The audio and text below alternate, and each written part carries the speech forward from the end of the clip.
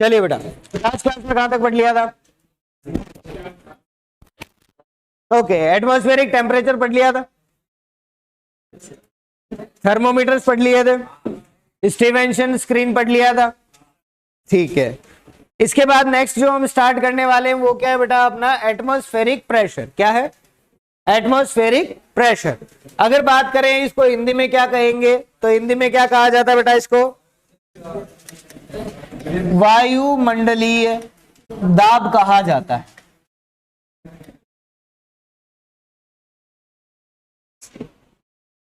सबसे पहली चीज की ये वायुमंडलीय दाब होता क्या है?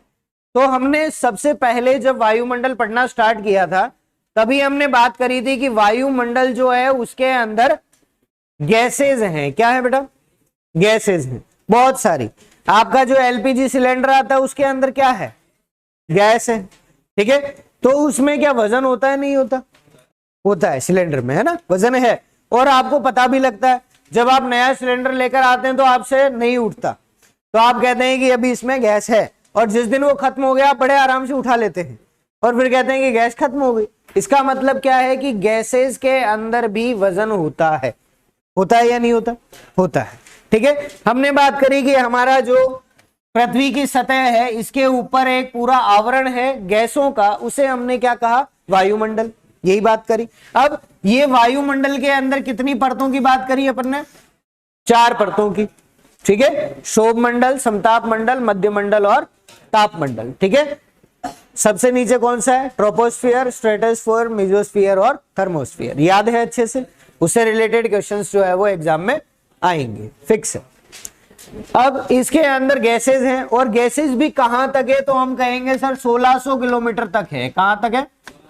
1600 किलोमीटर तक गैसेज ही गैसेज है। क्या इसमें भार नहीं होगा? क्या होगा? और वो भार कहां पर पड़ेगा? बिल्कुल, भार कभी ऊपर तो पड़ता नहीं है ना, नीचे की तरफ ही भार पड़ेगा ग्रेविटेशनल फोर्स से। तो हम कहेंगे कि ये हमारा एटमॉस्फेयर जो है वो हमारी पृथ्वी पर एक दबाव डालता है। क्या करता है बेटा? दबाव डालता है। ठीक है, इसी दबाव को क्या कहा जाता है? वायुमंडलीय दबाव या फिर एटमॉस्फेरिक प्रेशर। क्या कहेंगे? Atmospheric pressure. समझ में आ गई बात? डेफिनेशन सिंपल सी है। अगर अपन लिखना चाहे तो क्या कहेंगे कि हमारा जो वायुमंडल है उसके द्वारा पृथ्वी की सतह पर पड़ने वाला दबाव। ठीक है, इसको क्या कहा जाएगा बेटा? वायुमंडलीय दाब का नाम दिया जाएगा, एटमॉस्फेरिक प्रेशर इसको हम कहेंगे। दूसरी चीज अगर हम बात करें कि प्रेशर आखिरकार होता क्या है, तो आपने फिजिक्स पढ़ी होगी 9th 10th में, तो आपने 3 लॉज पढ़े होंगे फोर्स के, कि अगर किसी ऐसी सतह या ऐसी कोई वस्तु है जिसको आपने धक्का दे दिया या खींच लिया तो वो तब तक चलता रहेगा जब तक कोई उसे रोकेगा नहीं। दूसरा आपने पढ़ा होगा उसके अंदर कि तीसरे 3 लॉ है ना न्यूटन के, पढ़े नहीं पढ़े हैं? वो किस पर है? फोर्स पर है। मैं वही चीज कहना चाहता हूं। ठीक है, कि हमारी जो फोर्स है वो एक तरह से क्या है? प्रेशर है।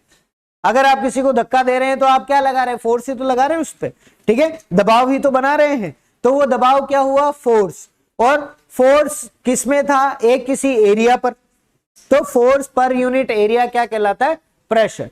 तो फोर्स किसकी वजह से लग रही है? प्रेशर किसकी वजह से लग रहा है? वायुमंडल की वजह से धरती की सतह पर लग रहा है। उसको हमने वायुमंडलीय दाब का नाम दे दिया। अब दूसरी चीज की प्रेशर जो है हमारी धरती पर पड़ रहा है, कहीं पर ज्यादा होगा कहीं पर कम होगा। होगा या नहीं? सोच कर देखें। इसका भी कॉन्सेप्ट आप पढ़ चुके हैं कि जब आप किसी जगह पर हॉट एयर बैलून का नाम सुना है? गर्म गैस के जो गुब्बारे होते हैं, ठीक है, जिसमें लोग बैठकर ऊपर जाते हैं, घूमते हैं ऊपर, देखा हुआ है? ठीक है, वो ऊपर क्यों उठ रहा है? सोच के देंगे, गर्म हवा। तो गर्म हवा जो है वो धरती पर दबाव ज्यादा बनाएगी या कम? कम बनाएगी। क्यों? क्योंकि वो खुद ही ऊपर जा रही है। तो वो हमारी धरती की सतह पर दबाव ज्यादा बनाएगी क्या? नहीं बनाएगी। तो इसका मतलब क्या हुआ, एक छोटी सी लाइन में हम इसको समझ लेते हैं बेटा। इसका मतलब है कि हमारी एक पृथ्वी की सतह जो है, इस पर हम मान लेते हैं दो जगह है, ठीक है। एक जगह हमने ये मान ली, एक जगह ये मान ली। ये हमारी कौन सी है, बी, और ये कौन सा हो गया, ए, ठीक है। अगर हम कहें कि ए जो हमारी जगह है ये राजस्थान में कहीं पर है, हमने मान लिया थार मरुस्थल में है। कहां पर है, थार मरुस्थल में, थार डेजर्ट में है, ठीक है। और दूसरी जो हमारी जगह है ये हमने मान लिया कहां पर है, हिमालय के पास है। कहां पर है, हिमालय के पास, ठीक है। अब मुझे एक बात बताओ, इन दोनों में से ज्यादा गर्म जगह कौन सी होगी, थार मरुस्थल ही। तो हम कहेंगे यहां पर जो तापमान होगा बेटा वो क्या होगा, ज्यादा होगा। और अगर हिमालय की बात करो तो आप जानते हैं वहां क्या होगा, तापमान कम होगा। यही बात है, ठीक है। अब हमने अभी बात करी कि गर्म हवा जो है वो कहां पर जाती है, ऊपर की ओर जाती है। कहां पर जाएगी, ऊपर की ओर। तो हम कहेंगे यहां पर जो भी वायु होगी वो वायु कहां पर जाएगी, ऊपर की ओर, ठीक है। और जो ठंडी जगह जहां तापमान कम है, तो जो ठंडी चीजें होती हैं वो नीचे की तरफ आने की कोशिश करती हैं। और यही कारण है कि बादलों से बरसात होती है, क्योंकि ठंडे, कंडेंसेशन हुआ, नीचे गिरेंगे। बादलों से ही हम कहें ओले गिरते हैं, ओले कहां आते हैं, नीचे गिरते हैं, ऊपर थोड़ी जाते हैं, ठीक है। बर्फ गिरती है वो भी नीचे ही आ रही, ठीक है। तो जो भी ठंडी चीज है वो नीचे आने की कोशिश करती है, ठीक है। ये चीज जो है वो सर्दियों में देखने को मिलती है जब हम गर्म पानी की बाल्टी भर रहे होते हैं, ठीक है। अगर आपने गर्म पानी की बाल्टी जब भर रहे हैं, आपने मान लिया ठंडा पानी है और आपने उसमें गर्म पानी डाल दिया, अगर आपने उसे मिक्स नहीं करा तो ऊपर गर्म पानी रहता है, नीचे ठंडा हो जाता है, देखा है, ठीक है। तो ये जो है वो क्या बताता है बेटा कि यहां पर जहां पर तापमान कम होगा, टेम्परेचर कम होगा, वहां हवा भी कहां जाएगी, नीचे की ओर।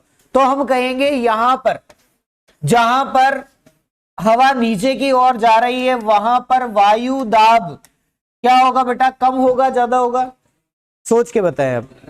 ज्यादा होगा, क्योंकि हवा कहां जा रही है, नीचे की ओर, तो दबाव ज्यादा होगा। तो हम कहेंगे यहां पर वायु दाब क्या होगा, ज्यादा होगा। और जहां हवा ऊपर की ओर जा रही है वहां पर वायु दाब क्या होगा, कम होगा। समझ में आ गई बात, ठीक है। अब ये हमने क्यों बात करी सर, तो उसका कारण क्या है कि अब यहां पर एक बहुत इंपॉर्टेंट चीज होने वाली, यहां से वायु दाब क्या है, यहां पर कम है, हवा किधर जाएगी बेटा, ऊपर की ओर। यहां पर वायु दाब ज्यादा है, हवा कहां जाएगी, नीचे की ओर, ठीक है। तो यहां से यही जो प्रक्रिया है वो चलती रहती है और इसी की वजह से हमारी पूरी पृथ्वी पर जो है हवा चलती है, ठीक है। इसकी वजह से, किसकी वजह से हवा चलती है बेटा, वायु दाब की वजह से। ये हमारा क्वेश्चन है। अगर आपसे पूछ ले कि हवा क्यों चलती है, वही वाला गाना, क्यों चलती है पवन, क्यों झूमे गगन, तो उसका आंसर क्या है, एटमॉस्फेरिक प्रेशर, ठीक है। इसकी वजह से हवा चलती है। समझ में आ गई बात। अब ये चीज जो है वो हमारे कई क्वेश्चंस का आंसर देती है। किस तरह से, कि गर्मियों के समय पर लू क्यों चलती है, अभी तेज हवाएं चलती है इस समय पर, अप्रैल मई के टाइम पर, क्यों चलती है बेटा, क्योंकि थार मरुस्थल क्या है, गर्म है। और गर्म नहीं है, बहुत ज्यादा गर्म हो जाता है उस समय पर, तो हवाएं तेजी से आती है। और थार मरुस्थल जो है उसके अंदर क्या ऐड कर देता है, गर्मी, तो वो तेज गर्म हवाएं चलती है, उसको लू का नाम दिया जाएगा, ठीक है। एक क्वेश्चन ये भी बनता है, राजस्थान में तेज गति से चलने वाली गर्म हवाओं को कहा जाता है, क्या कहते हैं, लू कहा जाता है, ठीक है। दूसरा आपने सुना होगा कि शीत लहर चलती है। कौन सी लहर, शीत लहर। अब शीत लहर क्यों चलती है, उसका कारण भी यही है, जिस समय पर फरवरी आ गई उस समय पर हमारे यहाँ ठंड क्या होती है, कम हो जाती है। लेकिन क्या हिमालय ठंडा हो गया क्या, मतलब गर्म हो गया क्या, नहीं हुआ, हिमालय तो वैसा का वैसा ही ठंडा है। अब यहाँ पर जैसे ही हमारे यहाँ गर्मी बढ़ती है तो यहाँ पर हवाएं कहाँ जाएगी, ऊपर की ओर चलने लगेगी, ठीक है। और हिमालय से जो ठंडी हवाएं हैं वो इस खाली स्थान को भरने के लिए आ जाती है। इस वजह से राजस्थान में क्या चलती है, उस समय पर शीत लहर चलती है, ठीक है। जितनी ज्यादा गर्मी होती है उतना ज्यादा तेजी से हवाएं चलती है और उतनी ज्यादा शीत लहर का प्रकोप देखने को मिलता है। तो समझ में आ गया कि हवा जो चलती है उसका कारण क्या है, एटमॉस्फेरिक प्रेशर या फिर वायु दाब। तो एक लाइन लिख लें इसके अंदर, ये सिर्फ समझने के लिए है, ये नहीं बनाओ तो कोई दिक्कत नहीं है, समझने के लिए सिर्फ कि क्या हो रही है। अपना क्वेश्चन हम लिखें, वायु चलने का मुख्य कारण, वायु या फिर हवा लिख दो उसको, हवा चलने का मुख्य कारण, वायु या हवा चलने का मुख्य कारण, डैश लगाकर लिखें, वायु दाब में परिवर्तन, क्या बोलते हैं इसको, वायु दाब में, हाँ, वायुमंडलीय दाब में परिवर्तन, एटमॉस्फेरिक प्रेशर में परिवर्तन। इंग्लिश मीडियम वाले लिख लें इसको, reason for blowing of wind, reason for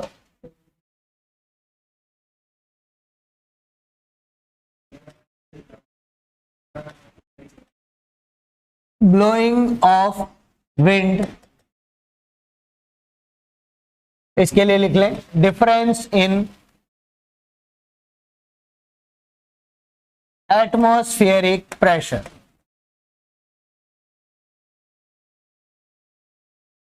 ठीक है, अब ये जो चीज अपन पढ़ रहे हैं ना बेटा, ये जो कॉन्सेप्ट समझा है, ये कॉन्सेप्ट अपन को आगे हर जगह काम आने वाला है। आप बारिश पढ़ेंगे तब भी यही कॉन्सेप्ट काम आएगा, आप अभी एयर के बारे में, विंड के बारे में पढ़ेंगे तब भी यही चीज काम आने वाली है। ठीक है, चलिए नेक्स्ट बात करें इसके अंदर। अगली हमारे पास जो है वो है यूनिट, कि अब वायु दाब तो बन रहा है, वायुमंडल का दाब जमीन पर पड़ रहा है, लेकिन कितना पड़ रहा है हमें क्या पता, तो उसके लिए हमने उसकी यूनिट बनाई है, और यही यूनिट जो है वो आपका पहला इंपॉर्टेंट क्वेश्चन है जो कि आईसीएआर के अंदर आया हुआ है। ठीक है, क्या क्वेश्चन पूछा उन्होंने, वायुमंडलीय दाब को मापने की इकाई क्या होती है। ठीक है, मतलब यूनिट फॉर प्रेशर, आपका जो एटमॉस्फेरिक प्रेशर है उसको आप किस में मापते हैं, तो उसको पास्कल में मापा जाता है। किसके अंदर करते हैं बेटा, पास्कल में। ठीक है, तो हम कहेंगे कि ये पास्कल क्या होता है बेटा, वायु दाब को मापने की इकाई।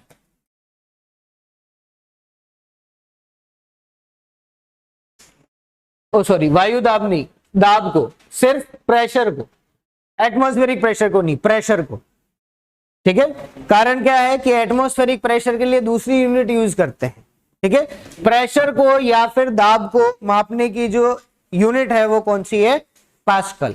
नाम याद रहेगा, पास्कल कौन था, जिसने वायु, ये हमारे प्रेशर के बारे में हमें बताया था, जिसने सबसे पहले बताया फोर्स अपॉन एरिया, जो हमारा फॉर्मूला है वो देने वाला पर्सन कौन था, पास्कल। उसी के नाम पे पास्कल लॉ भी बना हुआ है फिजिक्स में, और पास्कल यूनिट भी इसको, प्रेशर को दी है।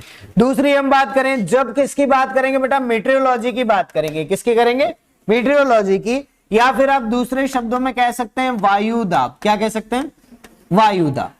पहले हमने सिर्फ दबाव की बात करी, प्रेशर की, अब किसकी बात कर रहे हैं, वायु दाब की, मतलब एटमॉस्फेरिक प्रेशर की। ठीक है, एटमॉस्फेरिक प्रेशर की अगर यूनिट की बात करें तो उसकी यूनिट क्या है बेटा, मिली बार। क्या है, चोकोबार तो आपको पता होगी क्या है, ठीक है, तो ये चोकोबार नहीं है, क्या है, मिली बार है। ठीक है, अब यहां पर दो चीज जो है वो दोनों एक साथ आपको लिखा देता हूं, दोनों चीजें याद रखना। जब बारिश को मापते हैं तो उसको मापने की इकाई क्या है, इकाई, यूनिट, यूनिट क्या यूनिट है, एमएम। ठीक है, तो यहीं पर आप लिखना चाहें तो इसको लिख लें बेटा, कि अपने पास दो चीजें हैं जो इंपॉर्टेंट है। ठीक है, पहली तो अपने पास क्या है, रेनफॉल। कौन सी है बेटा, इसको कॉपी के ऊपर लिख लो आप। एक तो है रेनफॉल, और दूसरी हमारे पास क्या है, प्रेशर। और प्रेशर भी कैसा है, एटमॉस्फेरिक प्रेशर है। ठीक है, रेनफॉल को मापने की इकाई क्या होती है, मिलीमीटर, एमएम। ठीक है, और प्रेशर को मापने की इकाई क्या है, मिली बार। कौन सी है, मिली बार। एटमॉस्फेरिक प्रेशर की बात कर रहे हैं बेटा हम, किसकी, वायु दाब की। किसकी बात कर रहे हैं, वायु दाब की। ठीक है, वायु दाब और आपके जो बारिश है, ठीक है, इनको मापने की इकाई जो है वो इंपॉर्टेंट इसलिए क्योंकि दोनों के अंदर मिली शब्द आ रहा है। क्या आ रहा है, मिली। ठीक है, तो आपसे पूछ ले तो याद रखेंगे, मिली वर्ड के बिना आंसर नहीं देंगे। यहां पर क्या है मिलीमीटर, यहां पर क्या है मिली बार। समझ में आ गई बात? ठीक है, ये चीज अपने लिए इंपॉर्टेंट है, यूनिट जो है वो पूछी जाती है। चलिए इसके बाद बात करें कि ये मिली बार क्या होता है।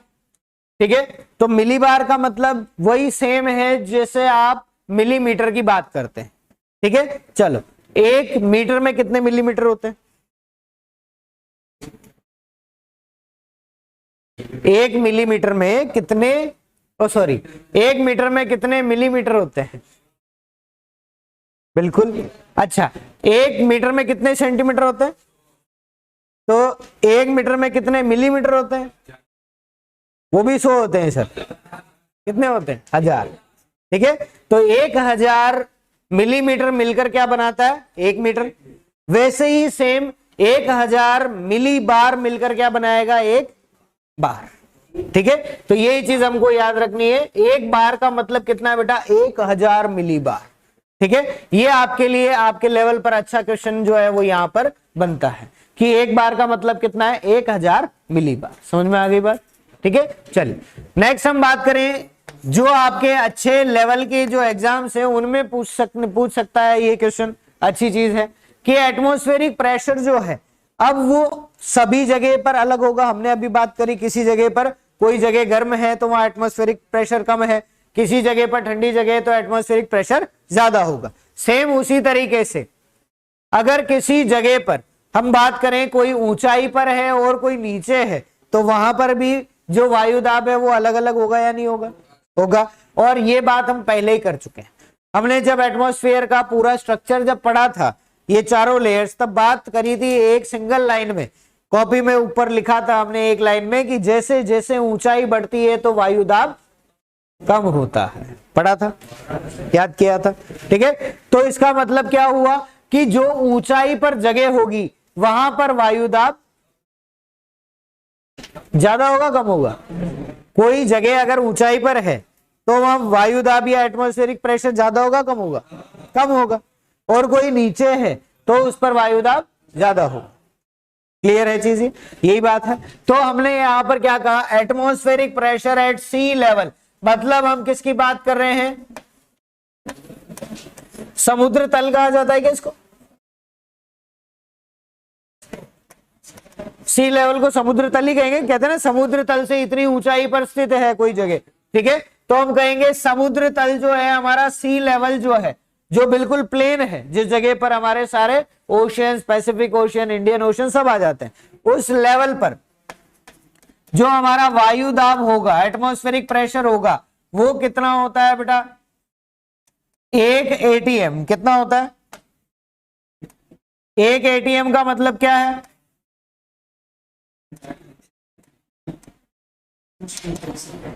एटमॉस्फियर। क्या मतलब है इसका? एटमॉस्फियर। ठीक है, तो ये सिंपल सी यूनिट है इसकी।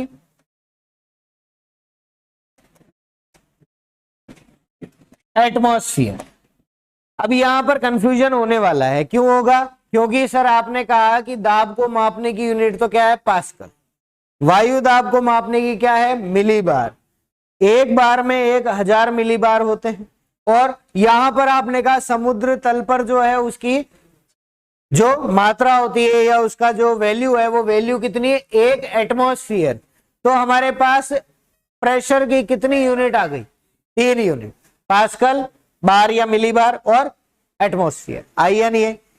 ये भी कम है, एक और आएगी अभी।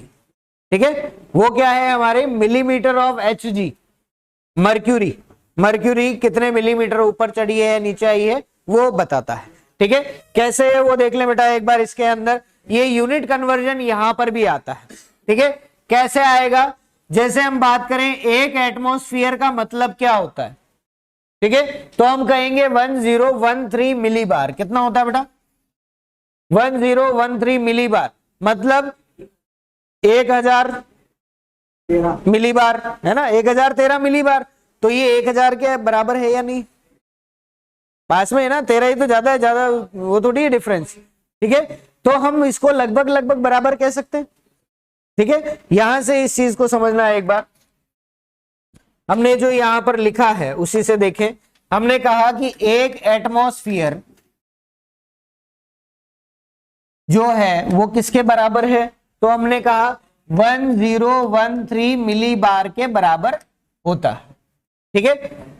और हम जानते हैं कि एक बार जो है वो किसके बराबर होता है, 1000 मिली बार। तो ये दोनों लगभग लगभग बराबर है या नहीं है ना। तो हम कह सकते हैं कि एक एटमॉस्फेयर जो है वो किसके बराबर होगा, एक बार के बराबर।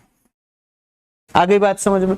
तो ये हमारे लिए क्वेश्चन बनता है, एक बार में कितने मिली बार, 1000, एक एटमॉस्फेयर में कितने मिली बार, 1013, ठीक है, लगभग लगभग बराबर है। इसीलिए हम कह सकते हैं एक एटमॉस्फेयर किसके बराबर हो गया, एक बार के बराबर हो गया। समझ में आ गई बात, ठीक है। दूसरा इसके अंदर क्या होता है कि हमारा एक एटमॉस्फेयर जो है वो और किसके बराबर है, तो हम कहते हैं किसके बराबर बेटा, 76 मिलीमीटर ऑफ मर्क्यूरी, ठीक है। ये क्या चीज है, पारा जो होता है, क्या होता है बेटा, पारा। मर्क्यूरी जो है Hg, मर्क्यूरी देखी है क्या किसी ने, पारा देखा हुआ क्या किसी ने, थर्मोमीटर में देखा, हाँ वहां देख सकते हैं, ठीक है। अब उसमें क्या होता है बेटा, जब आप थर्मोमीटर को बिल्कुल सीधा इस पोजीशन में रखते हैं तो क्या पारा ऊपर चढ़ता है क्या, नहीं चढ़ता, ठीक है। वो कब होगा, जब तापमान बढ़ेगा, और तापमान बढ़ेगा तो वायु दाब कम होगा या ज्यादा होगा, सोच के देखें, कम होगा। इसी वजह से मर्क्यूरी ऊपर बढ़ती है। समझ में आई बात, मर्क्यूरी ऊपर क्यों बढ़ती है, क्योंकि वहां प्रेशर क्या हो गया, कम हो गया, इसीलिए वो ऊपर की ओर बढ़ेगी। और अगर प्रेशर ज्यादा होगा, टेम्परेचर कम होगा तो प्रेशर क्या हो गया, ज्यादा, और ज्यादा प्रेशर है तो कहां जाएगी, वापस नीचे आ जाएगी। अब समझ में आ गया कि थर्मोमीटर में मर्क्यूरी ऊपर ही क्यों बढ़ती, नीचे क्यों नहीं जाती। कारण क्या है, उसका प्रेशर के अंदर चेंज होना, वो टेम्परेचर के साथ रिलेट करके हम उसको यूज करते हैं। तो हम यहां पर जब बात करते हैं बेटा मर्क्यूरी के बारे में, ठीक है, तो मर्क्यूरी की खास बात क्या है कि अगर तापमान ज्यादा है तो क्या होगा, प्रेशर कम, और प्रेशर कम है तो वो ऊपर की ओर बढ़ेगा। तो हम यहां पर एक चीज और कहते हैं कि एक एटमॉस्फेयर जो है वो किसके बराबर होगा, तो हम कहते हैं 76 mm ऑफ Hg के बराबर है, ठीक है। ये अपना नेक्स्ट क्वेश्चन बनता है इसकी यूनिट पर कि एक एटमॉस्फेयर एक बार के बराबर, और एक बार या एक एटीएम किसके बराबर है, 76 mm ऑफ मर्क्यूरी। मतलब अगर आपने वायु दाब को एक बार से बढ़ा दिया तो क्या होगा, मर्क्यूरी है वो क्या हो जाएगी, कम हो जाएगी, या कहे एक बार से कम कर दिया तो मर्क्यूरी क्या होगी, 76 मिलीमीटर तक ऊपर बढ़ जाएगी। समझ में आ गई बात, ये है इसका सिंपल सा मतलब। दूसरी हम बात करें इसके अंदर और क्या हो सकता है, तो 1.01 बार बराबर ही है, ठीक है। वही वाली चीज, एक 1013 और 1000 का डिफरेंस वही, और एक यहां पर नई यूनिट और अपने पास है, वैसे ही आपके लेवल पर नई पूछी जाने वाली है, ठीक है। ये ज्यादातर जो हमारे बहुत छोटे छोटे इंस्ट्रूमेंट्स होते हैं ना उसके अंदर यूज की जाती है। कौन सी होती है बेटा, डाइन। क्या होती है, डाइन। डाइन यूनिट है, डाइन वो नहीं है जो तुम सोच रहे हो, ठीक है। ये क्या है, डाइन पर स्क्वायर सेंटीमीटर, ठीक है। तो हम क्या कहते हैं, डाइन पर स्क्वायर सेंटीमीटर। वैसे डायन नहीं कहा जाता, इसको डाइन कहा जाता है,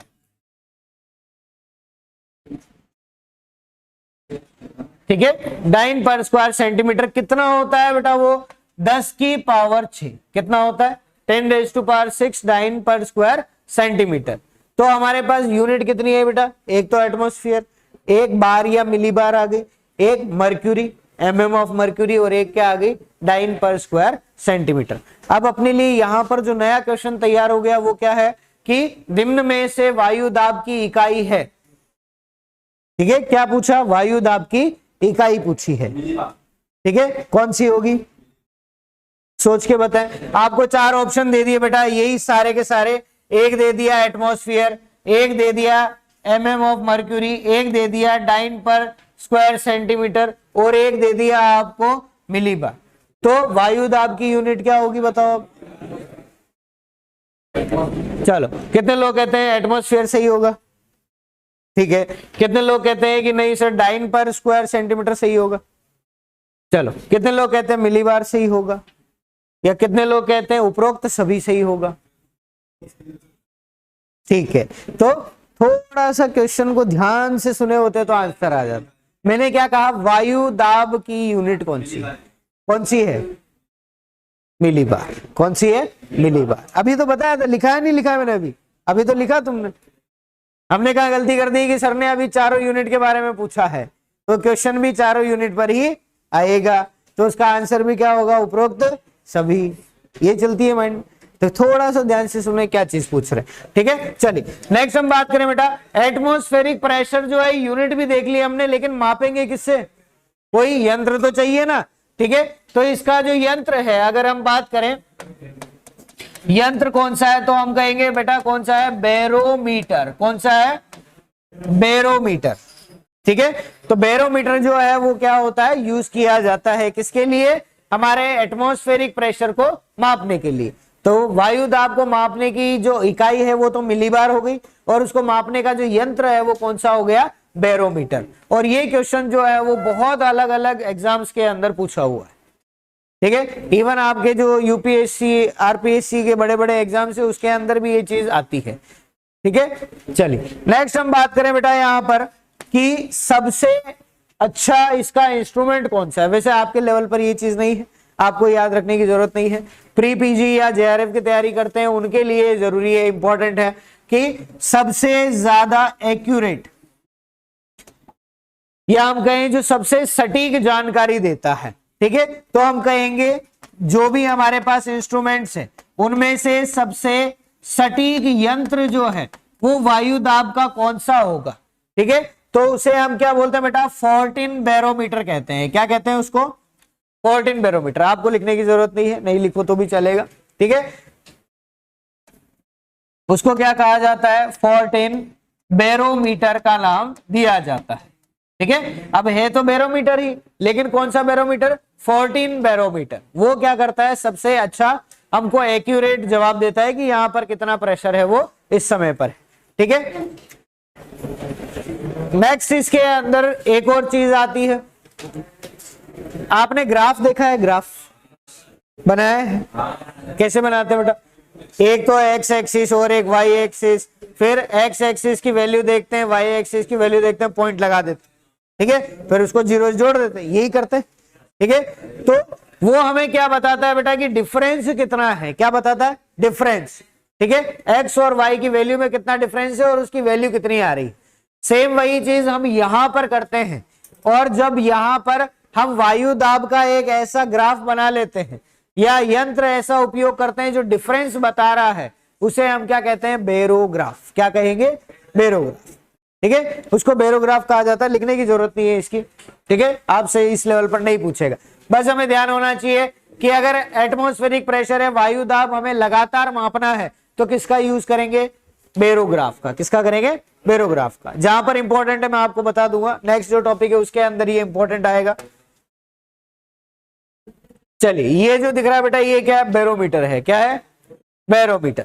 इसके अंदर क्या होता है कि हमारे पास जैसे इस तरह से ये 700 से लेकर कहां तक आ गई बेटा? 790 मिलीमीटर तक आ गई। कहां तक आ गई? 790 मिलीमीटर तक। इसको एक बार ब्रॉड कर दें ताकि आप इसको समझ लें। यहां पर देखना बेटा क्या लिखा हुआ है, दिख रहा है क्या? कुछ ऐसा लिख रहा है, ये इस तरफ से m लिखा हुआ है, इस नीडल के नीचे भी m है, और इधर लिखा हुआ है Hg। ठीक है, क्या लिखा हुआ है? Hg। और हमने कहा था अभी कि एक ATM जो है वो किसके बराबर है बेटा? 76 mm ऑफ Hg। यहां पर कितना दे रखा है? 790। कितना दे रखा है? 790। मतलब कितना हुआ? लगभग 10 एटमॉस्फेयर। कितना हो गया? 10 एटमॉस्फेयर। ठीक है, यही मतलब हुआ। 760 mm हो जाएगा 10 एटमॉस्फेयर का मतलब। तो ये अपने लिए एक क्वेश्चन बनता है। मान लिया आपको 2 एटमॉस्फेयर का पूछ लिया कि ये mm ऑफ Hg में कितना होगा, तो बताओ। मल्टीप्लाई कर दो ना 2 से, कितना हो गया? ये तो 2 हो गया। 152 mm ऑफ Hg। ठीक है, ये अपने लिए क्वेश्चन हो गया। दूसरा, यहां पर आपको क्या दे रखा बेटा, m बार। क्या दे रखा है, m बार का मतलब क्या है, मिली बार। ठीक है, तो बैरोमीटर के अंदर जो है अपने पास जो वैल्यूज आती हैं वो वैल्यूज दो तरीके से होगी, एक तो मिलीमीटर ऑफ मर्क्यूरी और एक इसके अंदर होगी मिली बार के अंदर, तो हम उससे दूसरी यूनिट्स के अंदर उसको कन्वर्ट कर लेते हैं। ठीक है, ये इंस्ट्रूमेंट क्या है, बैरोमीटर है। आप जब भी अलग अलग जगह पर जाते हैं, जैसे आप ऊंचाई पर जा रहे हैं, तो उस समय पर इसकी सुई जो है वो क्या होगी, इधर की तरफ आएगी, इधर की तरफ आएगी, कम होगी ना। जैसे ऊंचाई पर जा रहे हैं वायुदाब कम होगा तो ये इधर की तरफ पॉइंट करने लगेगा। ठीक है, तो ये सिंपल सा हमारा जो इंस्ट्रूमेंट है इसको क्या कहते हैं, हम बैरोमीटर का नाम देते हैं। ठीक है, चलिए नेक्स्ट हम बात करें बेटा इसके अंदर कि बैरोमीटर जो है या जो हमारा एटमॉस्फेरिक प्रेशर जो हम माप रहे हैं वो अलग अलग कैसे होगा। तो ये सिर्फ समझने की, इसको लिखने की जरूरत नहीं है, एक बार समझ लो बस कि क्या हो रहा है। सबसे पहला तो क्या अभी हमने बात करी थी टेम्परेचर की, कि तापमान जहां पर ज्यादा है उस जगह वायुदाब कम, और जहां टेम्परेचर कम है वहां वायुदाब ज्यादा है। ठीक है, तो हम कह सकते हैं कि हमारा टेम्परेचर या तापमान है, ठीक है, अगर वो कम होगा तो उस जगह पर हमारा वायुदाब क्या होगा बेटा, ज्यादा होगा। बस ये इस तरह से लिख लो, ठीक है, ताकि आपको शॉर्ट फॉर्म में वो चीज याद रहे। दूसरी हम बात करें एल्टीट्यूड, या एल्टीट्यूड का मतलब क्या होता है बेटा, ऊंचाई। क्या मतलब है, ऊंचाई। तो जब भी ऊंचाई अधिक होगी तो वहां पर वायुदाब क्या होगा बेटा, कम होगा। यही कारण है कि आप जब ऊंचाई पर जा रहे हैं या माउंट आबू कभी जाओ तो उस समय पर ऊपर चढ़ते चढ़ते जीव घबराने लग जाता है, उल्टी होने लगती है। कारण क्या है, एटमॉस्फेरिक प्रेशर कम हो गया, आपके पेट में जो प्रेशर है वो सारा ऊपर आ गया। ठीक है, इस वजह से वॉमिट होती। लेकिन इसका जस्ट उल्टा देखने को मिलता है जब आप नीचे आते हो। जब आप नीचे आते हैं उस समय पर कान में दर्द होता है, महसूस किया कभी?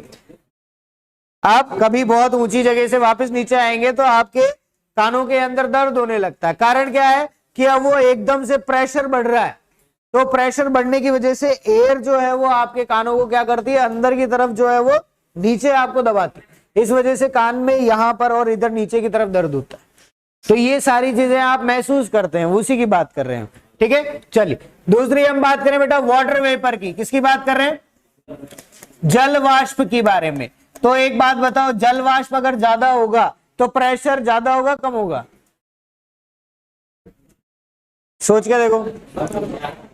जल वाष्प या वाटर वेपर अगर ज्यादा है तो वायु दाब ज्यादा होगा कम होगा, सोचो सोचो।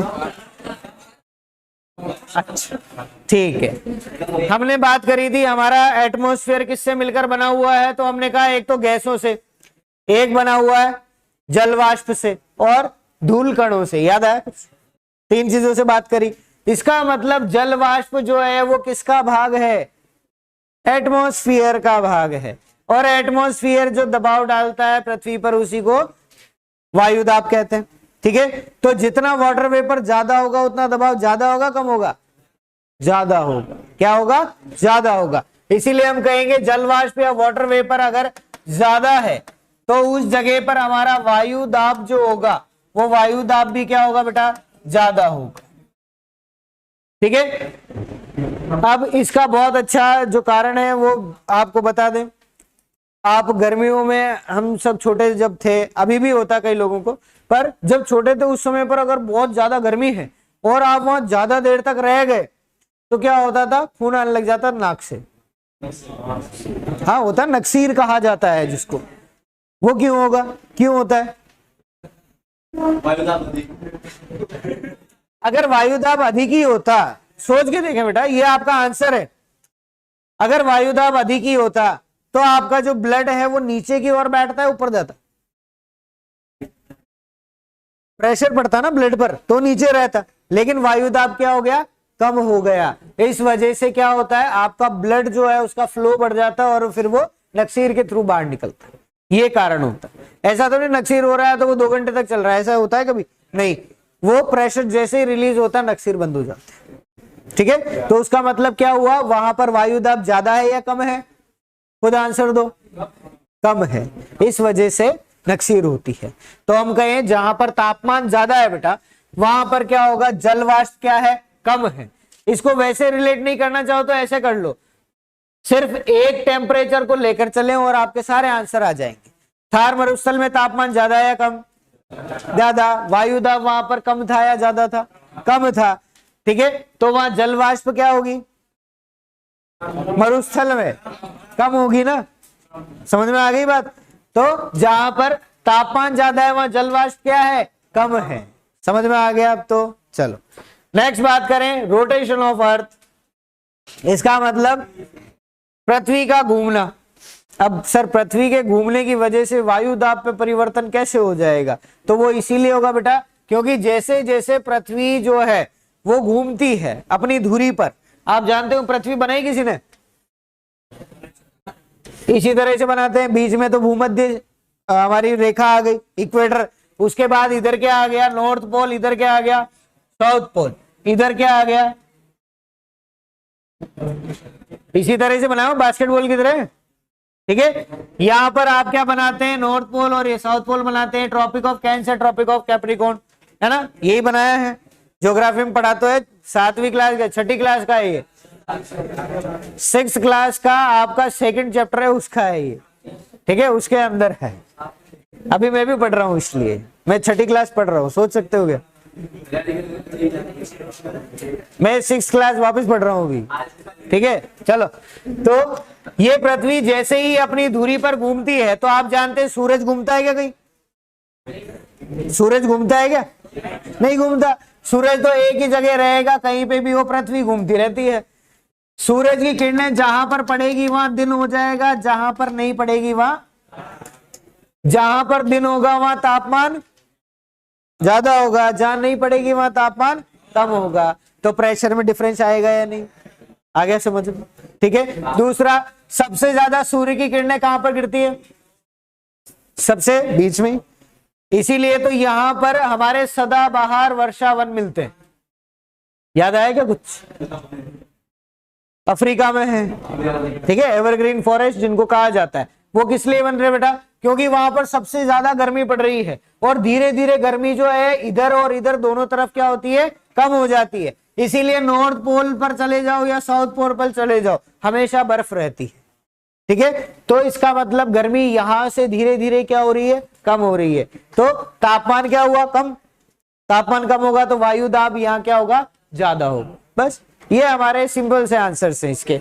लास्ट बात करें, सीजनल वेरिएशन। इसका मतलब ऋतुओं में परिवर्तन। किसके अंदर परिवर्तन बेटा, हाँ कौन सा, रोटेशन ऑफ अर्थ वाला, हाँ पृथ्वी का घूमना।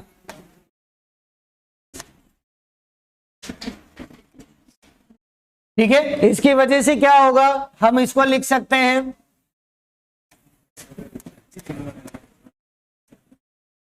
भूमध्य रेखा से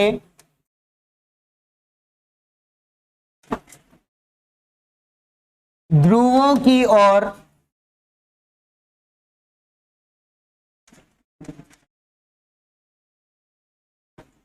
वायु दाब बढ़ता है।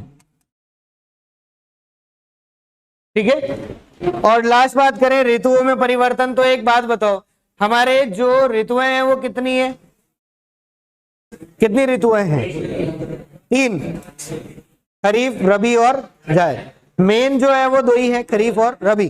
ठीक है, खरीफ रबी और जायद तीनों में सबसे ज्यादा वायु दाब कौन सी ऋतु में होगा,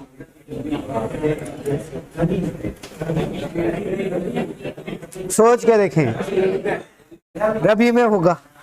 क्यों बेटा, सबसे ज्यादा वायु दाब कब होगा, ठीक है, क्योंकि रबी में सर तापमान कम है। ठीक है, लेकिन क्या रबी में नमी है, क्या नमी है क्या, अरे कोल्ड क्रीम कब लगाते हो, क्यों लगाते हो?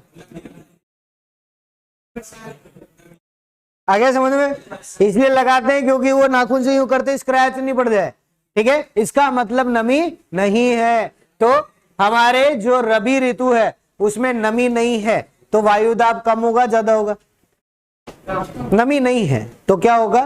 कम हो जाएगा। ठीक है, वायु दाब जो है वो नमी से क्या हो रहा है? बढ़ रहा है। हमने अभी बात करी थी बेटा, जल वाष्प अगर ज्यादा होगा तो वायु दाब भी क्या होगा? ज्यादा होगा। ठीक है, अब खरीफ में चलते हैं, ये तो रबी की बात है, खरीफ में चले। खरीफ क्या कहता है कि खरीफ में बारिश होती है। क्या होती है? तो हमारे एटमॉस्फेयर में नमी है कि नहीं है? इतनी नमी है कि सर चिपचिपा सा फील होता है नहीं होता बारिश के टाइम पे? वो कब है? खरीफ में ही तो है। तो वो वायु दाब क्या होगा? ज्यादा होगा। क्या होगा? ज्यादा। तो ज्यादा वायु दाब किसके अंदर होगा? खरीफ में।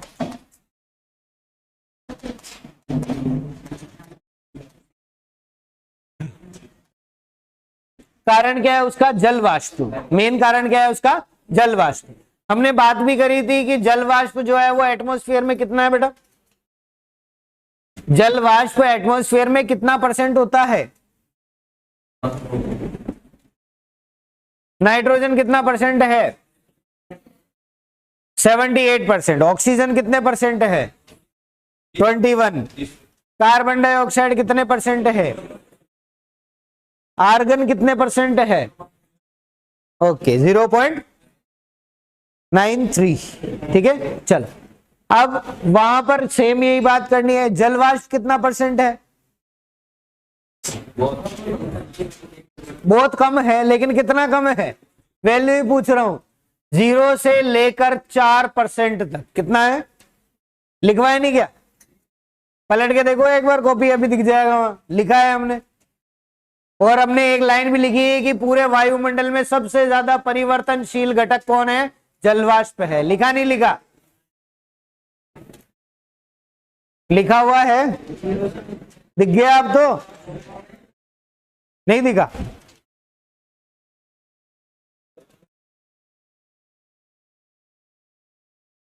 कोई बात नहीं, अब लिख लो।